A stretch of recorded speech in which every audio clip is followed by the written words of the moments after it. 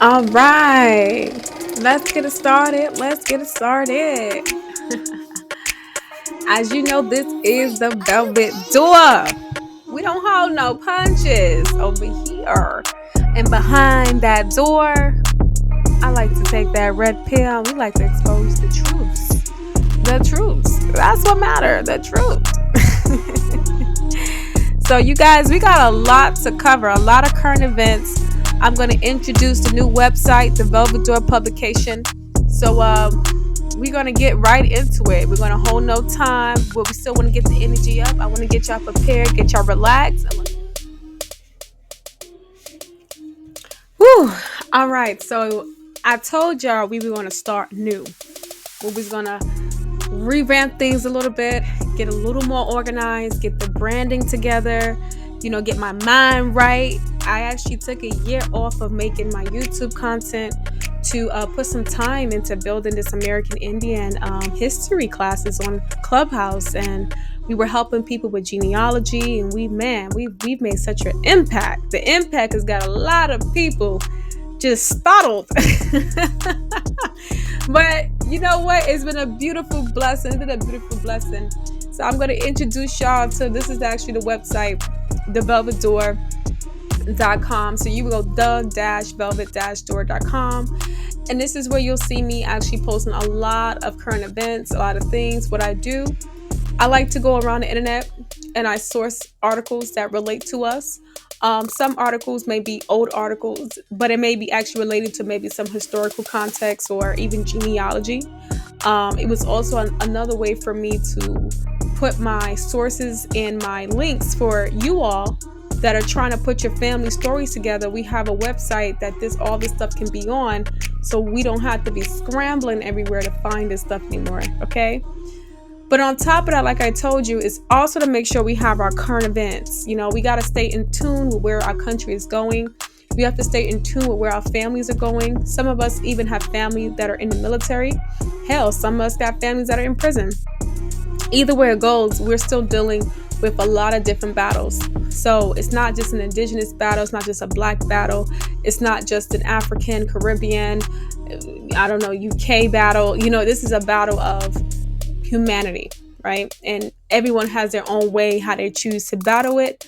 Nonetheless, we do understand that there is a fight to be fought. Okay, so let's get into it. So like I said, you'll see here, I actually have an Amazon survival kit. I know some of you all, like myself, we do a lot of prepping. So if you actually click this link, I'll show you what it looks like.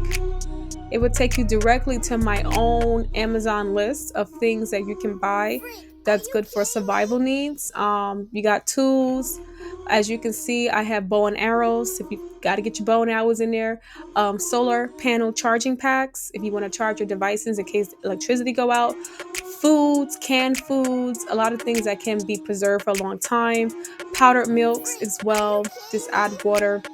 Make your own things that you can actually collect water in. I mean, it's a list of things. I think this is seeds right here, gas masks, sandbags in case it's flooding or anything. You gotta, or put some security by your door or something. It's a whole listed array of things that you can actually start prepping and preparing for. You don't have to buy it all at once. You could do what I do. I actually I buy things over time. Okay, because we got to be realistic. We have families and we have lives, we have bills. Okay, so we might not can afford to be buying $1,000 worth of survival gear or food or something like that. So just stack at a time. I know I definitely have a couple of these, and yes, these will run you about 100. They have different brands. The brands I bought is the same. Matter of fact, it's the same brand as this brand. Matter of fact. And I have this one. I definitely have this one. You can see this is only $33 for rice. It's a big old 24-pound pail of rice. So, but some of my tubs of food, and these are preserved foods, some of them can range up to like 150, 200, depending on what exactly is in there and how many years or months that it can actually last you. All right. So you could just buy that over time, maybe like buy once a month. Or you can buy like once every paycheck, however much you can do it. But I pretty much put everything in there so you guys can have a starting outlook of how to start prepping. Okay. All right. So also what's next? Let's go back.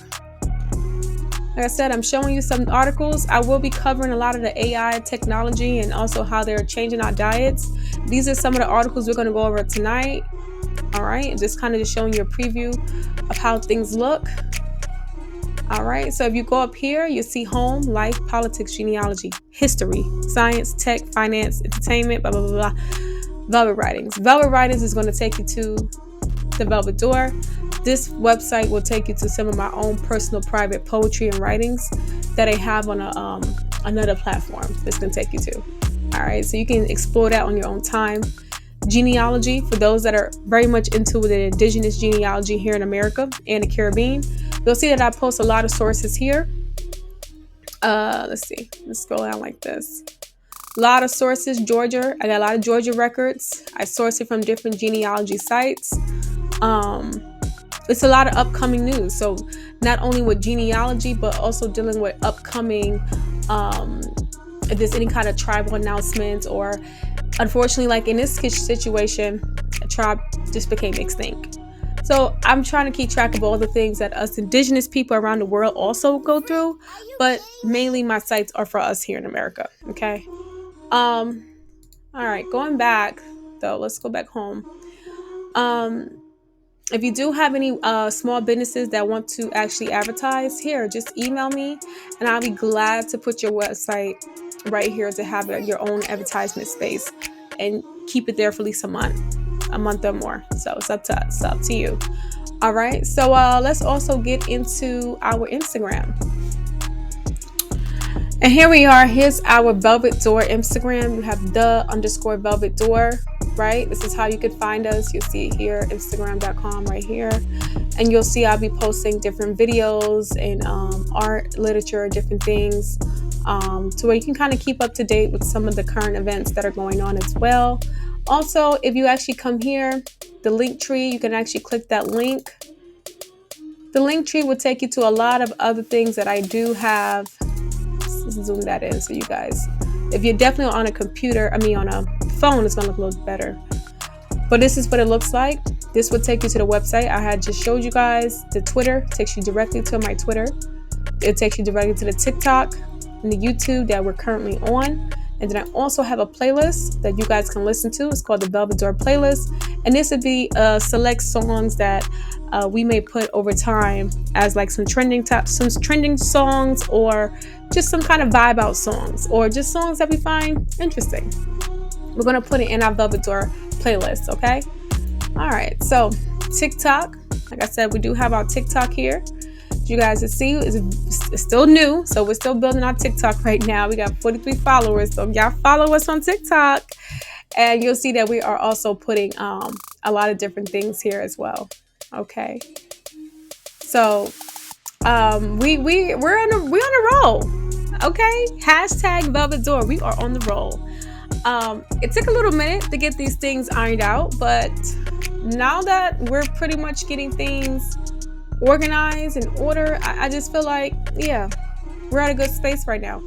At a great space. Okay, so if you do want to contribute, we do have a form to where you can contribute to us if you want to actually donate anything. This is freelance work. I'm not getting paid for this work, so it'll be nice.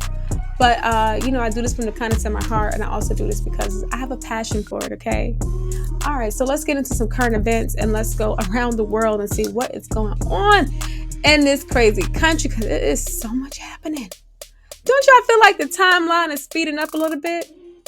Don't y'all feel like, things is shaking up a little bit? That's not a coincidence, okay? So let's talk about some of the things that we're starting to see change within our reality. All right, so I'm pretty sure some of you have heard about what's going on with Jackson, Mississippi, and the unfortunate reality right now that a lot of the citizens right now still do not have any clean drinking water.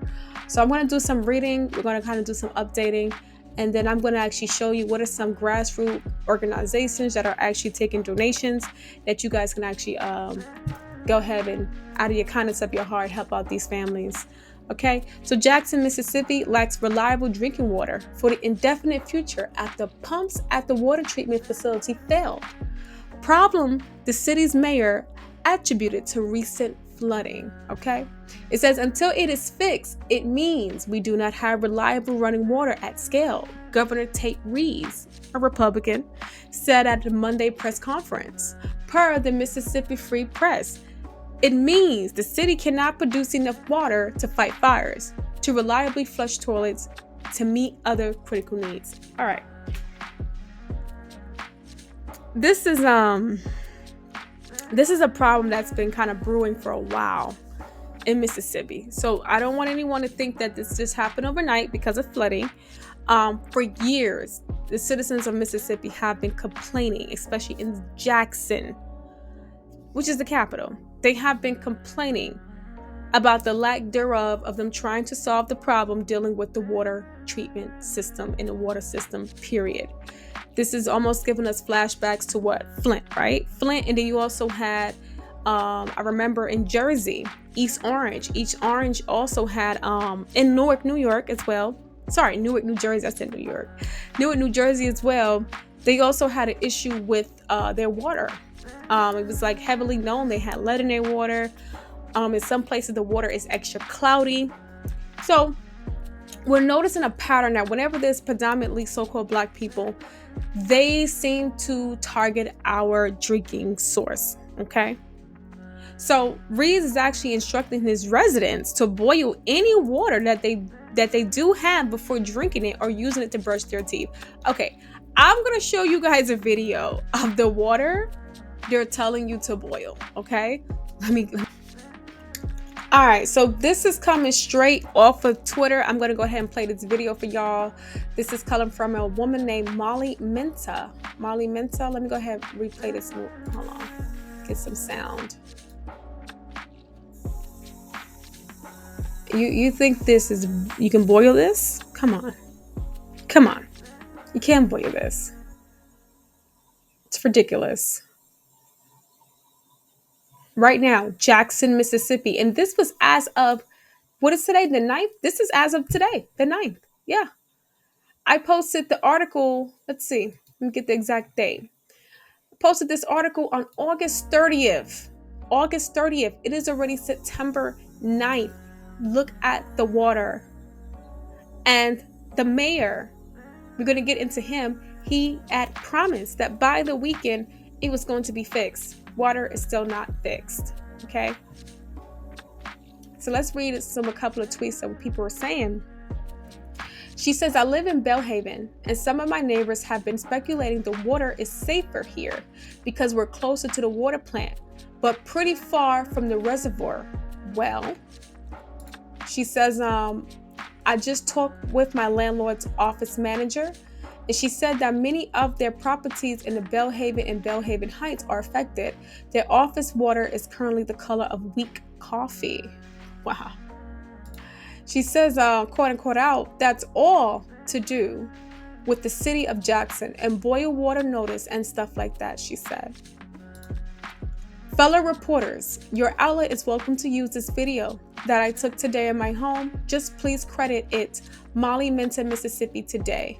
So, like I said, we're using the media. I want to thank Molly for showing that not only in Jackson, but the surrounding areas also are suffering from having unclean water, okay? And this is actually a sample, wow, of the water. Look how dark that is. That is scary and disgusting.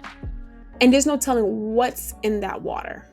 No telling what's in this water. It's ridiculous, right? I'm going to go ahead and play another clip because I want you guys to see how severe this situation is right now. Like I said, once again, follow us on Twitter. This is actually from our Twitter and our TikTok account where I did post a clip of what's happening on day 4. Now, this was a week ago. It was day 4. Okay. A week ago, I posted this. Okay. It is now the 9th. Okay. Let's talk about what's still going on.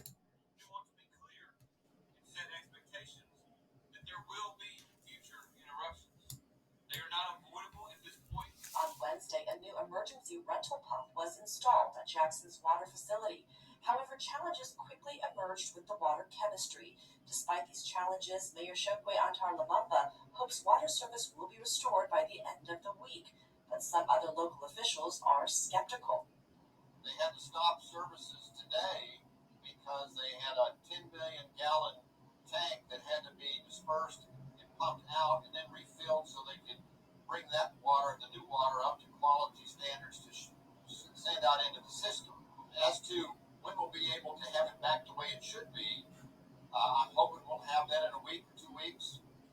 As a result of the issues at the city's water facility, some residents are left with no water, others left with low water pressure or even brown water. It's devastating as a father because, we're the providers of the family footprint. Right now, we just crippled. Mississippi has deployed the National Guard, and President Joe Biden approved an emergency declaration Tuesday. Schools and businesses have been forced to close, and there isn't enough water to fight fires in the state's capital. Parents are worried about their children's health during this crisis. Listen up, pay attention.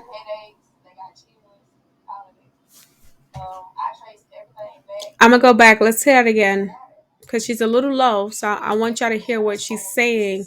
The side effects are. There isn't enough water to fight fires in the state's capital. Parents are worried about their children's health during this crisis. Fever, headaches, they got chills, all of it. I traced everything back to the water. Residents are left waiting on hours-long lines for water. I've been in line maybe almost an hour. It's been a rough. Somebody do something. The city's water problems have been ongoing for years, and there's been a boil water advisory in effect since July. This has been an issue for me since I came down here to Toulouse College in 1991. I was always told not to drink that water. Jackson's mayor says he's 1991. long-term change after having phone calls with President Biden and Vice President Kamala Harris. Both assured me that the eyes of Washington are watching the city of Jackson, and they assured me that their support was going to be demonstrated through long-range and long-term efforts through the EPA. We want to be clear. Okay. All right. So y'all hear that? Y'all hear what's going on? Ridiculous. And we're gonna dig deeper into this Jackson mayor Chokwe Antar Lamumba and his father that has done a terrible job actually being in control of the Jackson City here in the Mississippi area. Just this ridiculous job, And so I'm gonna continue reading a little bit until we're gonna move forward. It says the state's water treatment plant that faced serious issues for years. Last year, the water system effectively collapsed after a winter storm caused frozen and burst pipes at the facility. Wow. Lamumba said at the time that the city needed around $2 billion. Wow, to upgrade the sewage and water systems. Now, I just saw Biden give about $6 billion. And we could probably estimate maybe around like 30 to 20 billion to Ukraine to fight Russia. Now, your citizens are right here having this problem, and it's crickets. This is what your first world nation looks like while you're fighting for another nation to beat another nation that has nothing to do with us right here.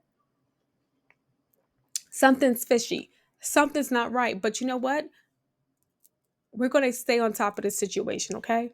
Jackson right now has a population of around 150,000, and about 30,000 people in surrounding communities also rely on the same water system.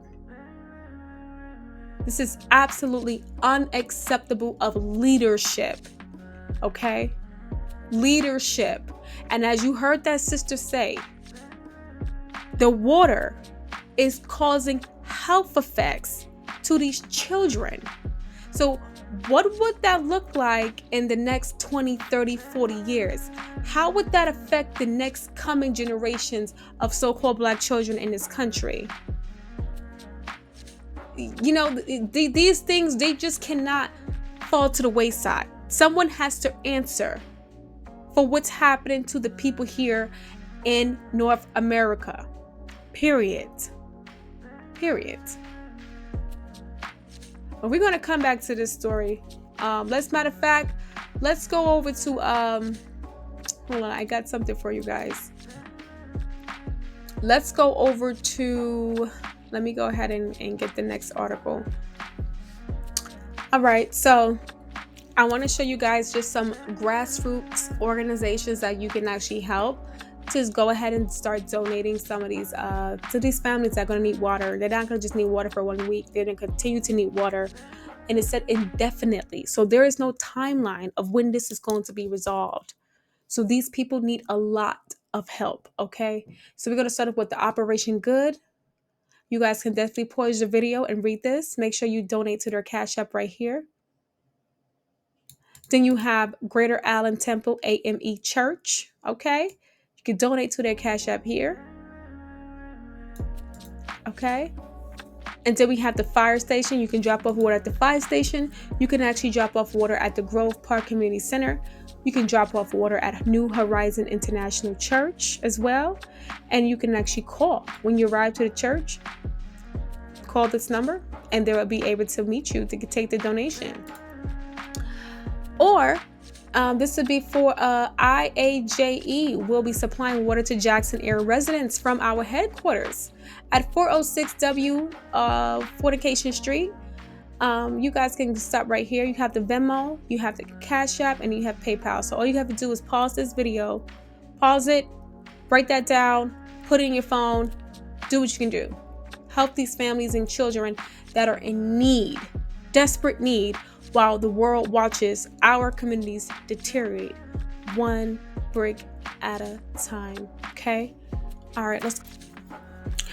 All right, for all my genealogy folks that are putting together the pieces, we have this special story right here.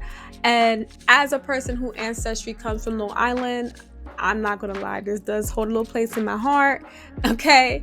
And if you guys already have known, the 1950 census was just released, think about a few months back. And it's one of the newest census records that are out. It has been fully digitalized, so now people can actually trace their ancestry to this particular census. But this story is going to talk about how these people were able to actually uncover hidden things about their ancestry that they never knew before. And the 1950 census actually just exposed it all for them, right? I know for me, I had to go a little further back than 1950 to see things get exposed. But these particular women and men, they're actually going to have their own stories about how they were able to trace themselves and to the Long Island records, especially New York. For anybody who's a New Yorker, or you suspect that you have ancestry that may have came from New York, you're going to probably see that you can find more stuff now because New York is starting to digitalize their records, okay? So we're going to leave a little briefly about Chuck Weinstein, his experience, and then we're going to go on to the next person, and then we're going to the next story, okay? All right, so we have Chuck Weinstein, and I'm assuming that's going to be this fella. Okay, not her. Not you, girl. This guy right here. You can definitely see he got a little mix in there or something like that. I can see a little Irish in him. I can see that Irish in him, okay? I can see it. All right. So it says Weinstein, a genealogy enthusiast for decades, is vice president of the Genealogy Federation of Long Island. Interesting. Has mapped his adoptive family tree going back centuries. He said he had loving adoptive parents, Evelyn and Leroy Weinstein. Leroy, okay, Leroy, that sounds a little colored, a little more melanated, okay? So I definitely can see where he may have got that mix somewhere because I can see it in his face. Who died in 2017 and earlier this year, respectively. He has an adopted brother as well. Around 2006 to 07, he directed his energies towards learning about his biological family. Beautiful. He said he had no idea who his biological father is. And I know here in America and even the Caribbean, sometimes this can be a case for some of our people in this country, okay? I get people who are adopted, or they may have only been raised by their mothers, and they will ask me, How do I get past that lump? How do I get past it? How do I get past it?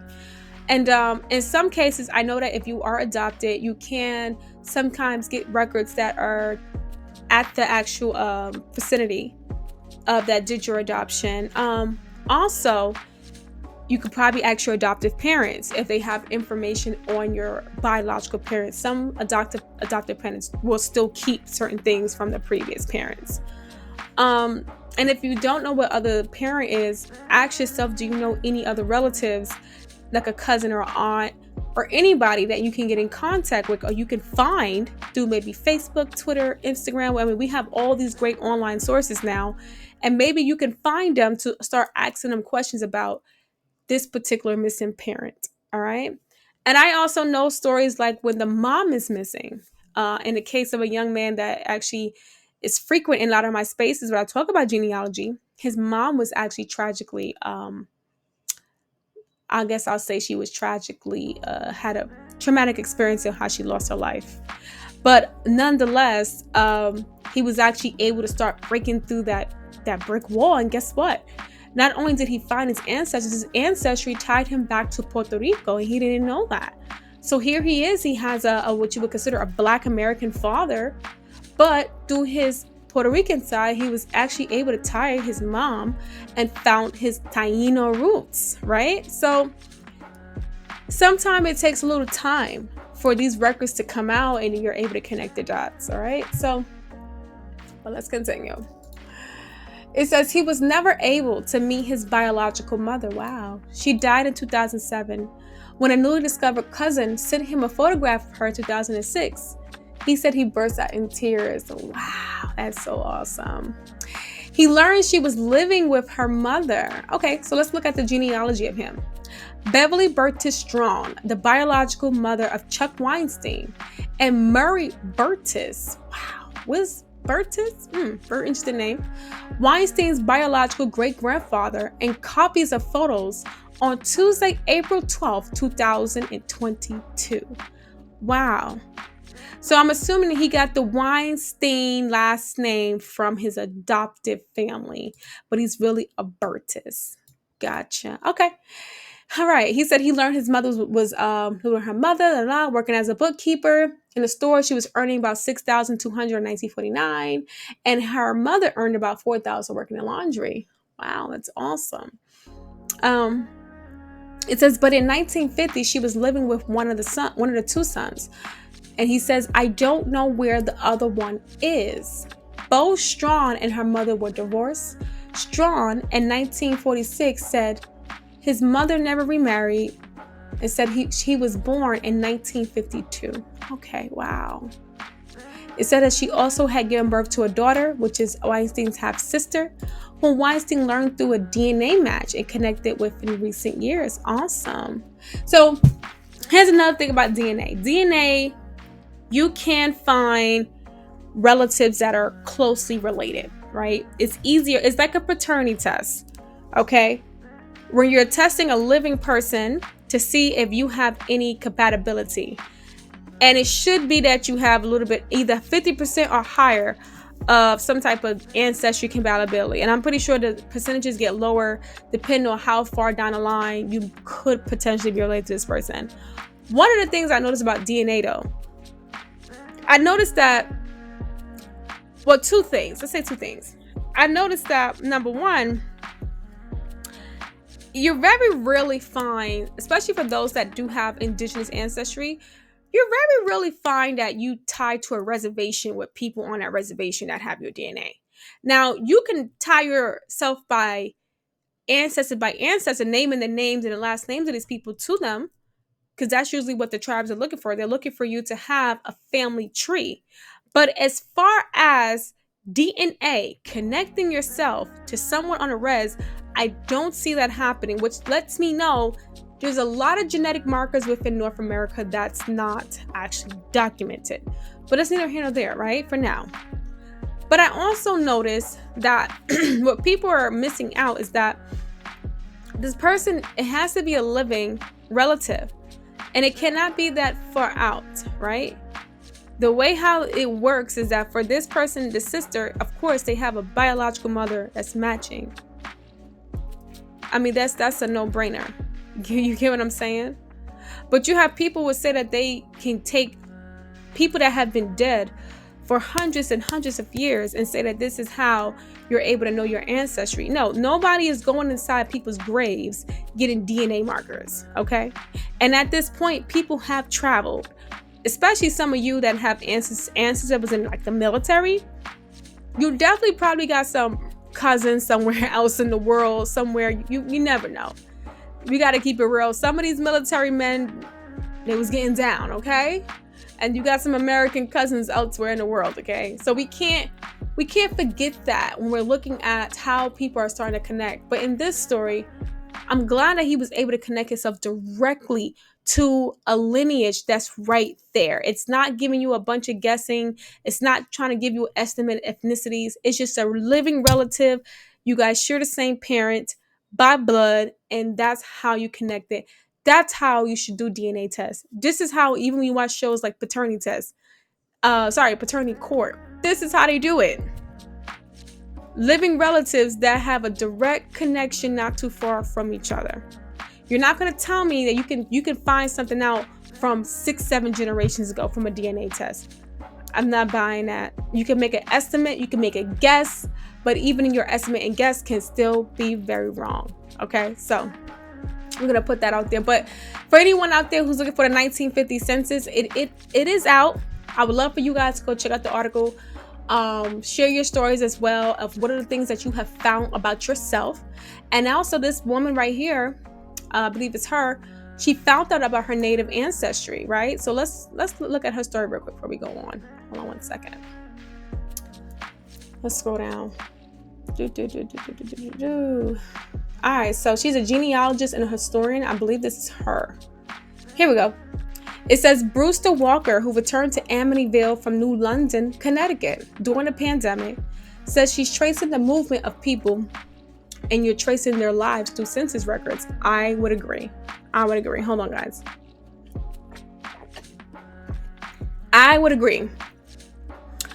But she is critical of the way the Census Bureau racially designated some Native Americans in 1950. All right.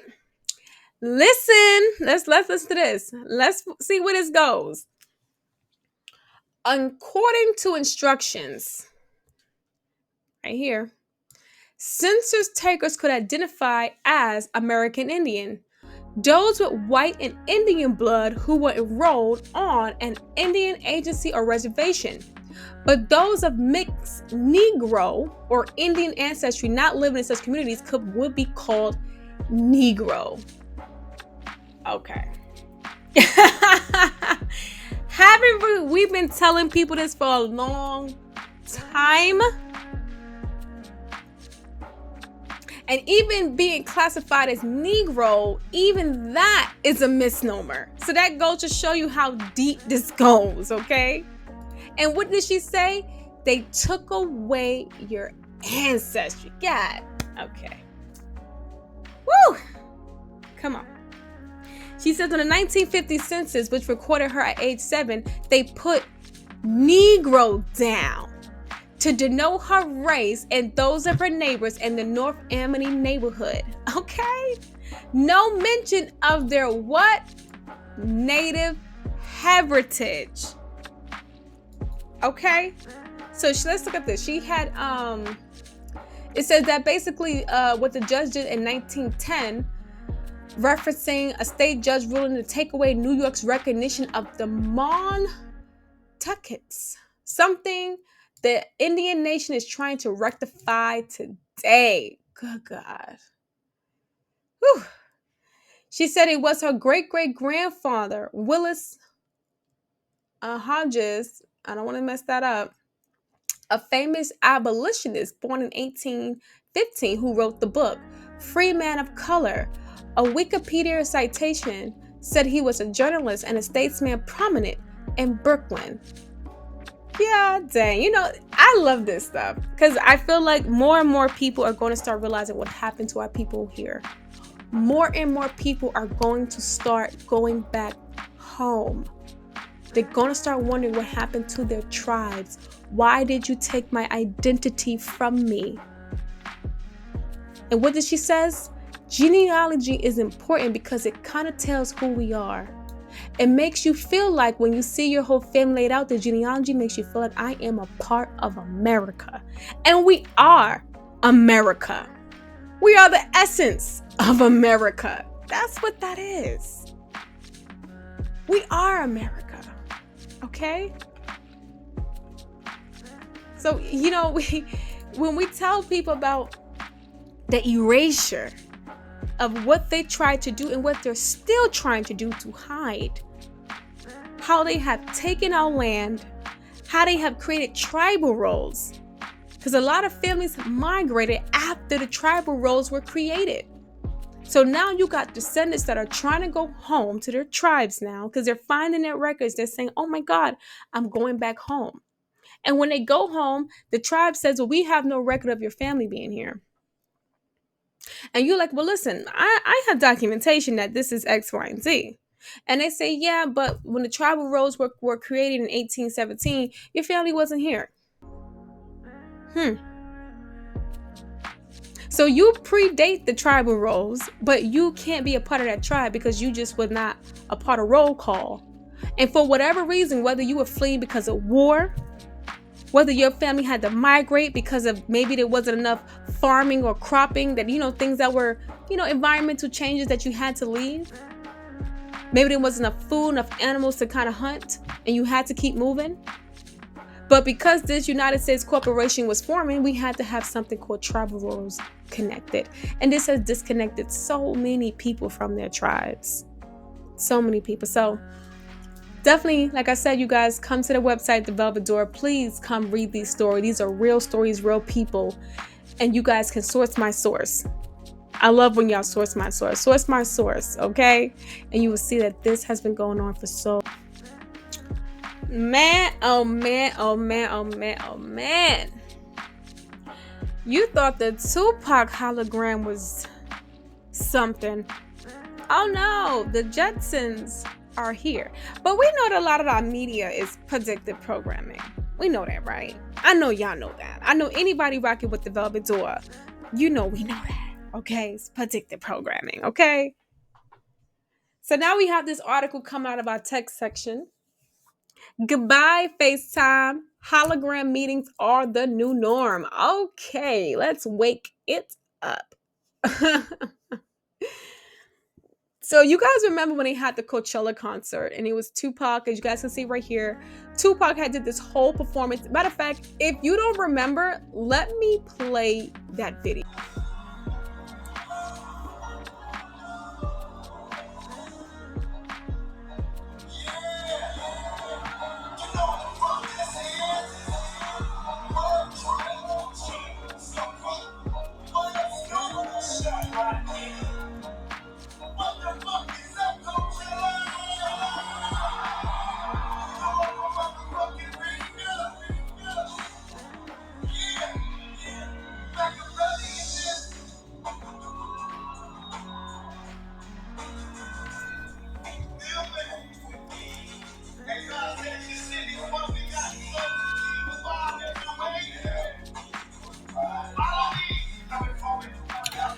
All right. Y'all don't remember that? I hope y'all remember that. Because it was such a big uproar. I'm not even going to lie. I was excited. I was like, oh, wow. How do they do that? Oh, well, you know how they do things. They introduce it and then they make it the new norm. So here we are right now. Here we are, the new norm. The new norm. And don't we keep hearing this? The new norm, the new norm. And it makes you wonder, what exactly is normal if you always want to have a new norm? And what becomes is everyday life. It becomes normal. Just like our cell phones have become normal. Our cars have become normal. Now our cars running on electricity, which we know is old world tech, is going to become new normals, okay? So let's check this out. Holographic meetings are here and they are here to stay. So they're letting you know this is here to stay. This ain't no play. This ain't no one time. No. If you can Zoom call, if you can do Clubhouse, if you can do a Twitter space, you can do a virtual holographic meeting, okay? The future, they say, is here. Years ago, tech giants were hinting at the ability to be able to use holographic meetings in place of video chat or FaceTime. We saw a preview of this with Tupac hologram at the debut Coachella in 2012. It was a 2D concert, and it set the tone for where we are going as a society. No, baby, it didn't set no tone. What it was, it prepared the people to accept holograms in our everyday life. That's what that did. You don't have to look, you don't have to fake it. You guys have been trying to train us to not look at these things as bizarre. Okay? Let's check this video out right here about what they got going on right here. It looks like this is a hologram, and they're going to give each other a high.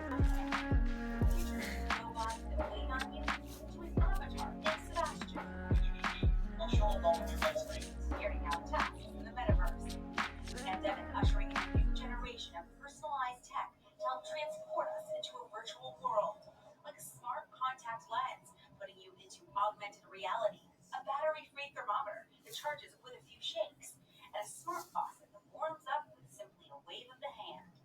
After years of testing the coolest tech in person, I went to CES this time a little differently. It feels like I'm in Las Vegas at CES in person, but surprise, I'm actually here in Los Angeles, nearly 300 miles away. I'm being beamed into Las Vegas with portal technologies, 3D holograms that get me there. The idea is to offer more human interaction when a FaceTime or a Zoom just doesn't cut it. What more do we really get out of this? When you beam somewhere, you no longer have to book your flight. You don't have to book your hotel. You don't have to worry about coronavirus. An ideal future that for some is already here. Jolie Kent, NBC News, Los Angeles. All right. Y'all saw that. The holograms are here to stay, okay? It says Cisco Security and Collaborations Executive Jetu Patel is that the headsets are set up or too cumbersome. To reach a much larger audience, the goggles will have to come down in size to something like a prescription eyewear. Wow. So they're trying to get it to like regular size glasses. And we've seen this, right? I'm pretty sure you guys have seen movies where they're showing you the glasses where you can see like tech. Let's check this out. I got a video right here. Check this out, guys. Smartphones may become a thing of the past. Imagine every smartphone function integrated into what you wear. Today, we're introducing Xiaomi's first pair of smart eyewear. Calling, viewing, navigating, camera, all integrated in a pair of glasses. Xiaomi smart glasses use optical waveguide technology for the lens display capabilities. At its core is a 0.13-inch micro LED display, smaller than a grain of rice. Light output is as high as 2 million nits. Through reflection and diffusion of the optical waveguide lens, a much larger display is offered to the eye. View notification, phone calls, and HUD navigation.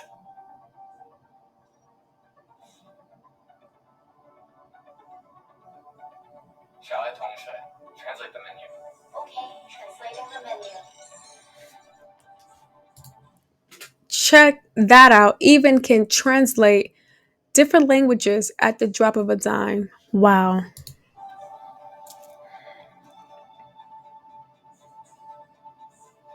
And take photos. It was said, any sufficiently advanced technology is indistinguishable from magic. Xiaomi smart glasses uses an engineering mindset to create a future viewpoint. Woo! There you have it. So when we go back to this article, you see what I'm saying about Cisco saying that they want to have a more relatable size, something that is everyday use.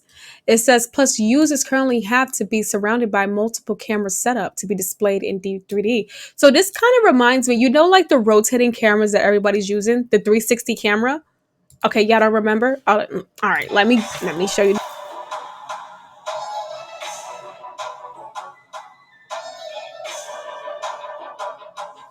So this is the 360 camera I'm talking about right here.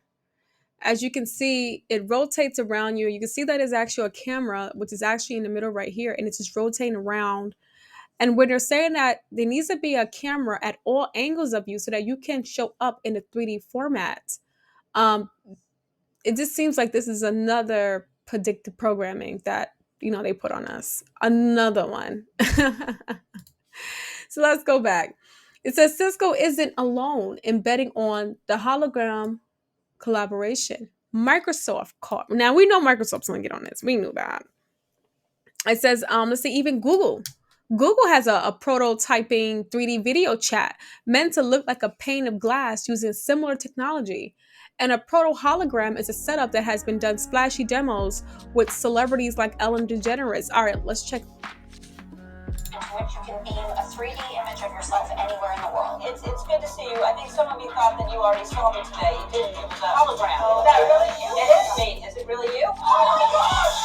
We've developed a production process that allows us to create a volumetric, almost 3D effect. I'm beaming in from Los Angeles into a device that we have in New York right before you. It's so what we've all dreamed of. Shout out to the photo team for beaming me in live. Noted germaphobe Howie Mandel has found the perfect solution to mask mandates. I know it looks like I'm in this box, but I actually All right, let me hold on. Rewind that back.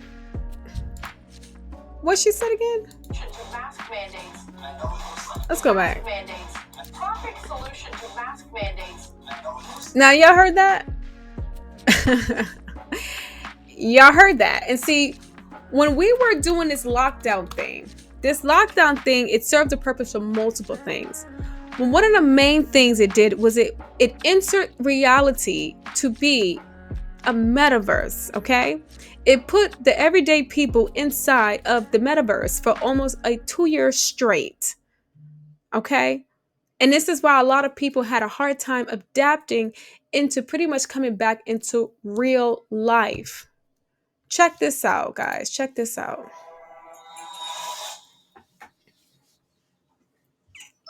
morning, Dave. Show me what's here. Here are some things you might like. Thank you. Check out these new designs and let me know if you approve.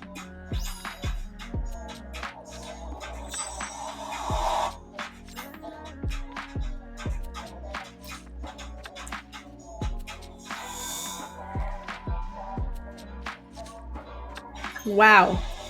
Wow, wow.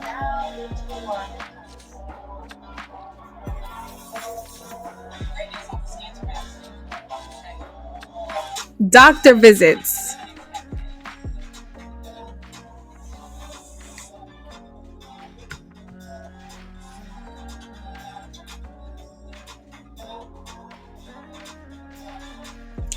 Homework, school homework.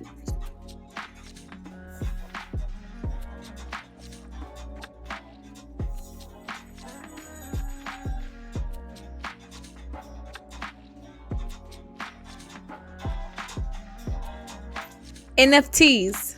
If y'all don't know what that scene was, these are supposed to be your NFTs. And for anyone who doesn't know, NFTs are digital art. So you know how you have graphic designers and people that make different digital art? Okay, well, what they're trying to do in the metaverse is actually have museums of digital art. So the same way how we walk into like the Met Gala or we walk into the Smithsonian Museum, right? Now imagine if this was an actual museum that you're in the virtual world though. And like you're virtually walking through a museum of just NFT art. That's what you have to look at it as.